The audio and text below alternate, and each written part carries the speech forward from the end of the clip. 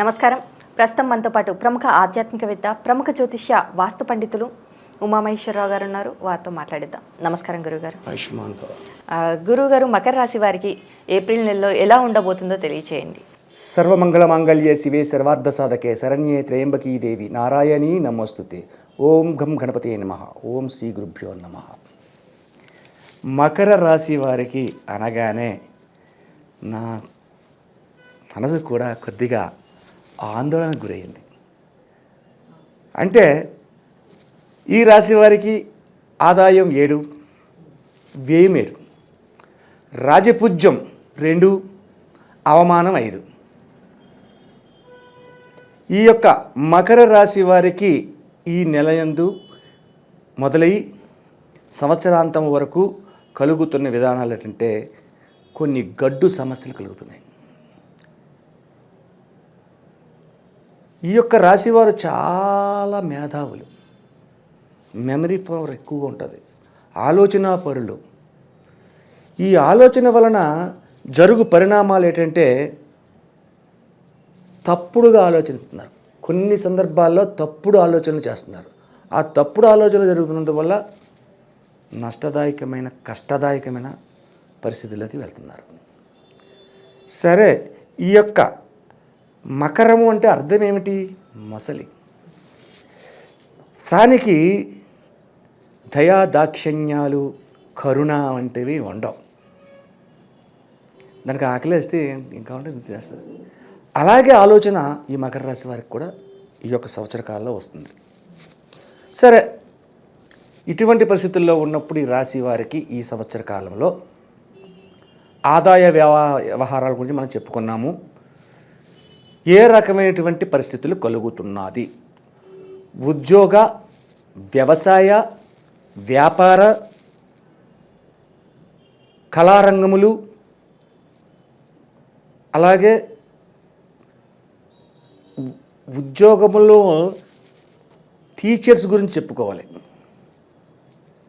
Teachers ఉన్న పరిస్థితులు ఏంటి, అధ్యాపకుల యొక్క పరిస్థితులు ఏ రకంగా ఉన్నది అన్నది ముఖ్యంగా తీసుకోవాలి ఈ రాశిలో ఉన్నవారికి.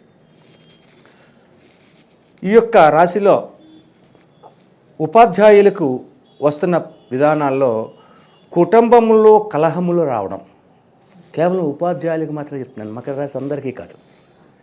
కుటుంబంలో కలహములు రావడము, కుటుంబ వ్యక్తులు శత్రువులుగా మారడం, అన్నదమ్ములు అక్క చెల్లెళ్ళతోటి వివాదాస్పదమైన పరిస్థితులు రావడం, అటువంటివన్నీ ఏర్పడతాయి.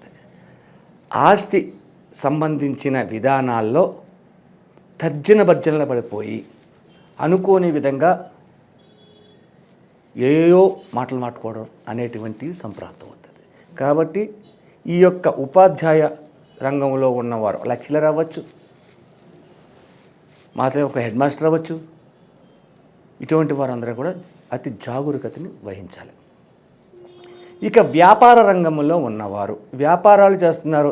ఆ వ్యాపారం ఈ వ్యాపారం అని కాదు, అన్ని రకములమైన వ్యాపారంలోని సంతృప్తికరమైన వ్యాపారం చేశాను అన్నది ఏ రోజు నాడు వీళ్ళు వినలేరు. అసంపూర్ణంగా ఉంది. అలాగే నష్టపోయాను, అమ్మో చాలా నష్టం వచ్చేసింది, ఏమీ లేదు అనేది కూడా లేదు. ఇక్కడ ముందే మనం అనుకున్నాం, ఆదాయం 7, వ్యయం 7 సమానం ఉంది, బ్యాలెన్స్డ్. అందుకని నష్టపోయిన అనడానికి ఏది ఇక్కడ లేదు, చాలా ఎక్కువ సంపాదించాను అనడానికి ఏది లేదు, సమతల్యంతో ఉంది. అటువంటి విధంగా వ్యాపార రంగాలు సాగుతూ ఉంటాయి. అయితే ఈ యొక్క మకర రాశిలోని ఎవరికి అత్యంత శుభదాయకమైన ఫలితాలు ఉన్నాయి, ఎవరికి మెమరీ పవర్ ఎక్కువగా ఉంటుంది అనుకున్నాము, వాళ్ళే స్టూడెంట్స్. ఈ యొక్క విద్యార్థులకు ఎన్ని సమస్యలు ఉన్నా ఏదున్నా అది పక్కన పెడతారు. వీళ్ళు విద్య యందు పరిణతి చెందుతారు. ఎక్కువగా లాభదాయకమైన ఫలితాలు అంటే వీళ్ళకి ఎక్కువ మెమరీ పవర్ ఉంటుంది అనుకున్నాం. చదివింది నువ్వు నేను అయితే చదివింది చదవలేకపోవచ్చు, లేకపోతే 10 సార్లు చదువుకుంటే కానీ బట్టి పట్టలేకపోవచ్చు. వీళ్ళు అలా కాదు, 2-3 సార్లు చదివి చాలు, వీళ్ళకి మెమరీ పవర్ ఉండిపోద్ది. అంతగా మెమరీ పవర్ ఉంది. కాబట్టి విద్యార్థులకు ఆ యొక్క జ్ఞాపక తత్వాన్ని వల్ల విద్యయందు పరిణిత చెంది రాణించి శుభతత్వమైన యోగాలు పొంది అత్యధికమైన మార్కులను తెచ్చుకోవడం అనేది ఈ యొక్క మకర రాశి వారిలో విద్యార్థులకు మాత్రమే శుభయోగతత్వం ఎక్కువగా ఉంది. ఉన్న రంగాల్లో మొత్తం కొన్ని అపతత్వమైన పరిస్థితులు కలుగుతున్నాయి. కాబట్టి ఈ రాశివారు ప్రతి విషయమందు కూడా ఆచితూచి ఏ ఒక్కరితోటి తొందరపాటు నిర్ణయం తీసుకోకుండా అధికంగా ఆలోచన చేసి ఆచితూచి నిర్ణయం తీసుకోవాలి. ఏ ఒక్కరి మాటను విశ్వసించకుండా స్వతంగా తనే నిర్ణయాన్ని అమలుపరుచుకుంటే శుభయోగమైన ఫలితాలు పొందడానికి అవకాశం ఉంది. మరి ఈ రాశి వారికి ఏమైనా ఆరోగ్య సమస్యలు వచ్చే అవకాశం ఉంది అంటారా? ఆరోగ్యంలో విషయంలో అంటే ఇక్కడ అది మనమే చెప్పనవసరం లేదు ఆరోగ్య విషయం గురించి. ఎందుకంటే సరి అయినటువంటి ఆదాయం రాకపోయినా, సరి అయినటువంటి ఆలోచన చేయలేకపోయినా అనారోగ్యానికి లోనైపోతారు ప్రతి వాళ్ళు కూడా.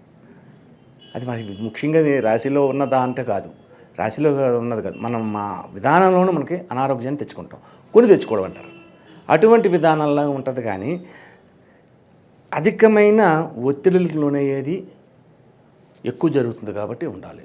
అయితే ఇక్కడ ఒక మైనస్ పాయింట్ చెప్పుకోవాలి. ఆరోగ్యము అన్నావు కాబట్టి ఒక మైనస్ పాయింట్ వచ్చింది. ఏంటి అయ్యా మైనస్ పాయింట్ అంటే, అక్టోబర్, నవంబర్, డిసెంబర్ గుర్తుపెట్టుకోండి.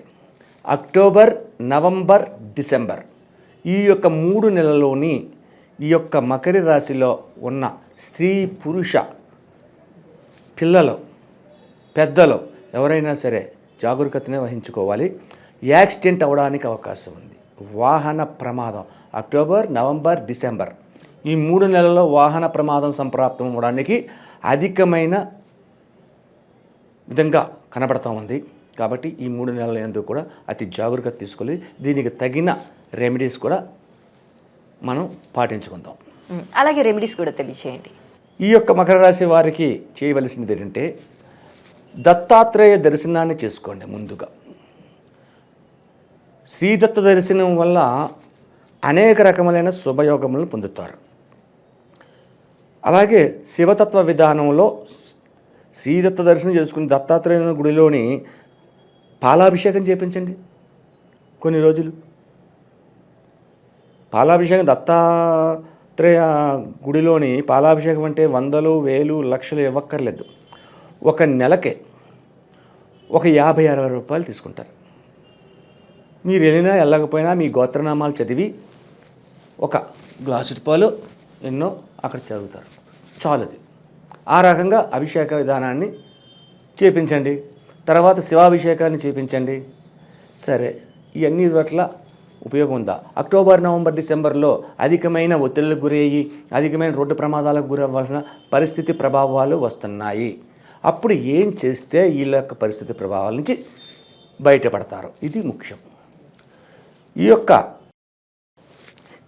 చిన్న వయసు ఉన్నవాళ్ళు, చిన్న వయసు అంటే బాగా పసిపిల్లని కాదు నేను చెప్పేది, ఒక 12 సంవత్సరముల నుండి 30 సంవత్సరాల లోపు ఉన్నవారు చిన్నవారు. అంటే 30 సంవత్సరాలు ఎందుకన్నాను? మానవుని ఆయుర్దాయ ప్రమాణం 120 సంవత్సరాలు. మొదటి ఆయు ప్రమాణం 30 సంవత్సరాలు.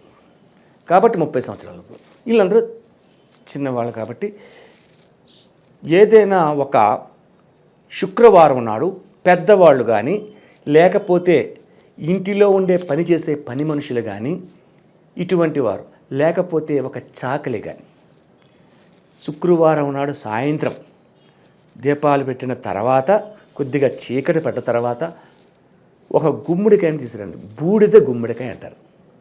ఆ బూడిద గుమ్మడికాయని మధ్యలో చిన్న నాటు పెట్టండి. అందులో బిళ్ళ కాదు, ముద్ద కర్పూరం వేయాలి. హారతి కర్పూరం, ముద్ద కర్పూరం ఉంటుంది, బిళ్ళలు కాదు.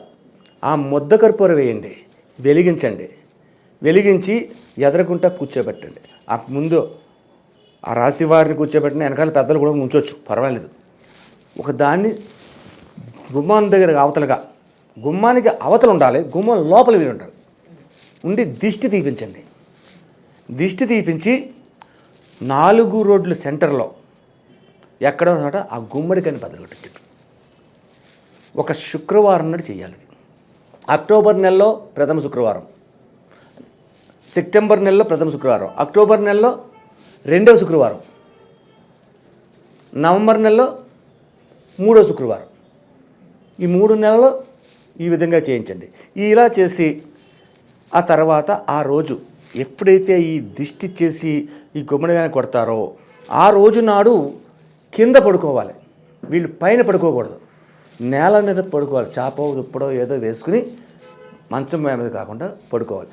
ఇంతందరూ పడుకోవాలండి అక్కర్లేదు, ఈ రాశి వారు మాత్రం పడుకుంటారు, సరిపోద్ది. ఆ రాశి వారు అలా పడుకుని చేయండి. ఈ 3 విధానాలు చేయండి. శ్రీదత్త దర్శనం చేసుకోండి, అలాగే శివాభిషేకాలు చేపించండి, ఈ యొక్క గుమ్మడికాయని దిష్టి తీపించండి. దీని వలన వాహన ప్రమాదములు రావు. సంప్రాతం ఈ దిష్టి విధానములో ఈ యొక్క వాహన ప్రమాదానికి కుజ, రాహు, శనిల వల్ల కలుగుతుంది కాబట్టి అక్కడ చల్లబట్టడం అనేది జరుగుతుంది. ఇలా చేసుకోవాలి. అలాగే గురుగారు, మకర రాశి వారికి ఏప్రిల్ నెలలో ఎలా ఉండబోతుంది, అలాగే వీరు దత్తాత్రేయ స్వామిని కానీ ఇటు శివుణ్ణి కానీ ఎలా అభిషేకించాలి, అలాగే వీరు చేసుకోవాల్సిన పరిహారాలు ఏంటి అనేసి చాలా చక్కగా వివరించారు. ధన్యవాదములు.